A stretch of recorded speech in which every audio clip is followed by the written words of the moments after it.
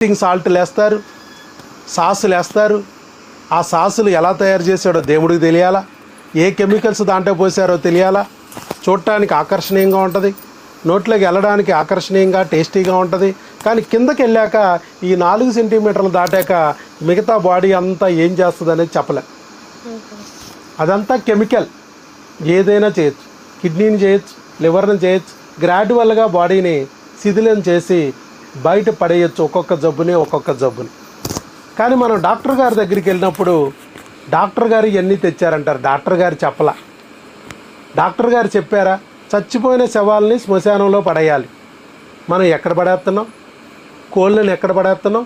చచ్చిన కోళ్ళని పొట్టలో వేస్తున్నాం, చచ్చిపోయిన మేకని పొట్టలో వేస్తున్నాం, చచ్చిపోయిన గేదెని పొట్టలో వేస్తున్నాం. బీప్ మందే. ఆ చచ్చిన కోడి మామూలుగా చచ్చిందో, వీడు చంపితో చచ్చిందో, జబ్బుతో చచ్చిందో కూడా తెలియదు. జబ్బుతో చచ్చినప్పుడు ఆ కోడి జబ్బుతో పాటు నీకు కూడా జబ్బు అంటేను. ఇవన్నీ డాక్టర్ చేయలేదమ్మా. రకరకాల కేకారణ్యంలాగా ఆ పొట్టలో ఏమని ఆయన చెప్పలా, శ్మశానంలాగా పొట్టని మార్చమని చెప్పలా. ఇవన్నీ తొక్కేటప్పటికి కడుపు గడబడయ్యి పైకి తంతూ ఉంటుంది. పైకి రానా, కిందకి రానా, కింద నుంచి వెళ్ళొచ్చు, పైనుంచి రావచ్చు. వాంతి రూపంలో పైనుంచి, మోషన్ రూపంలో కింద నుంచి. అటు ఇటు రానివ్వవు నువ్వు. డాక్టర్ గారు అటు బిరడ వేసేయండి, ఇటు బిరడ వేసేయండి అంట. ఆయన వేసేటప్పుడు ఇక్కడ గడబడవుతాడు.